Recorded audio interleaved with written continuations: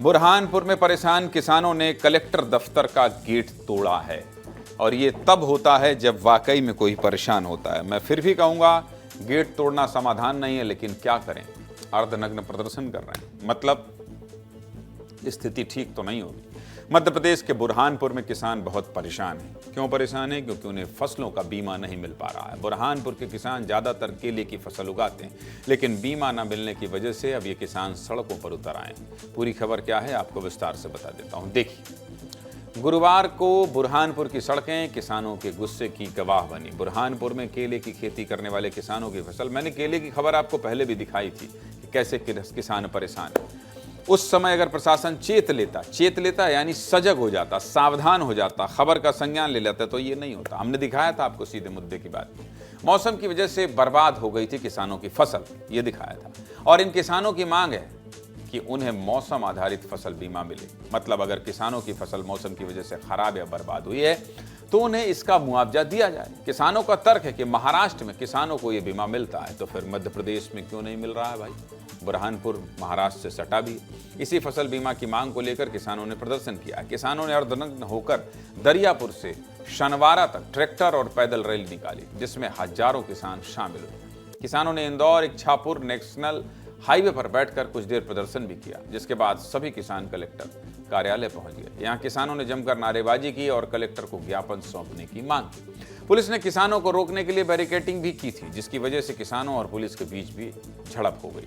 Police की तरफ से आला अधिकारियों ने किसानों को समझाने की कोशिश भी की, लेकिन किसान किसी की बात सुनने को तैयार नहीं हुए। किसानों का गुस्सा इतना ज्यादा था कि उन्होंने कलेक्टर कार्यालय में लगा कांच का गेट ही तोड़ दिया। इस घटना के बाद बुरहानपुर के एसपी देवेंद्र पाटीदार घटनास्थल पर पहुंचे। बहुत देर तक किसानों और एसपी के बीच बहस होती रही, जिसके बाद किसान कलेक्टर कार्यालय से तो हट गए, लेकिन उन्होंने कृषि मंडी में प्रदर्शन शुरू कर दिया। किसानों के इस प्रदर्शन पर हमारे सहयोगी मौसीम तड़वी ने एक रिपोर्ट भेजी, देखिए।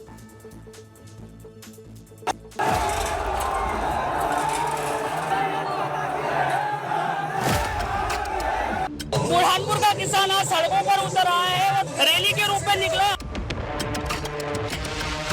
महाराष्ट्र में हमारे पड़ोसी राज्य में फसल बीमा के किसानों को जो प्रकार का लाभ मिलता है, और बुरहानपुर जिले के किसानों को सिर्फ आश्वासन और सिर्फ धोखा देने का काम होता है। जब तक हमारी मांगे पूरी नहीं होंगी, हम ये आंदोलन जारी रखेंगे। पड़ोस के राज्य महाराष्ट्र में बीमा चालू है और यहाँ के किसानों को बीमा नहीं मिल रहा है। आज की रैली इसके लिए निकली है कि किसानों का बीमा होना, फसल बीमा होना चाहिए।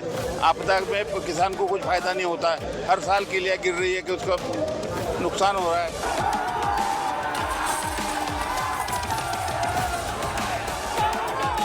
और यहाँ भी हर साल हवा आंधी से कहो या अति बारिश से किसानों की केले की फसल बर्बाद होती है। तो मुख्य रूप से हमारी मांग यह है कि शासन हमको केला फसल बीमा योजना का लाभ देवे।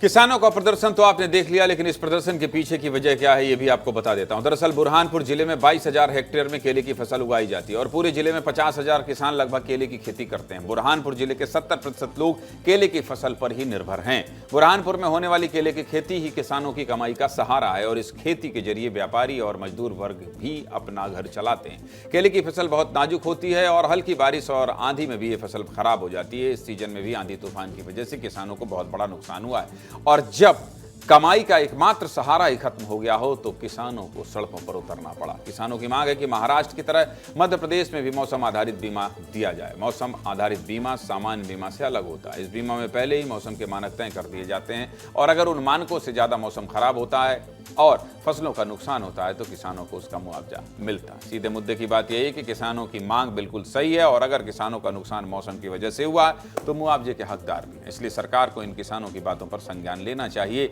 इस तरह से प्रदर्शन कर रहे हैं, इनकी मांगों पर ध्यान जरूर देना चाहिए।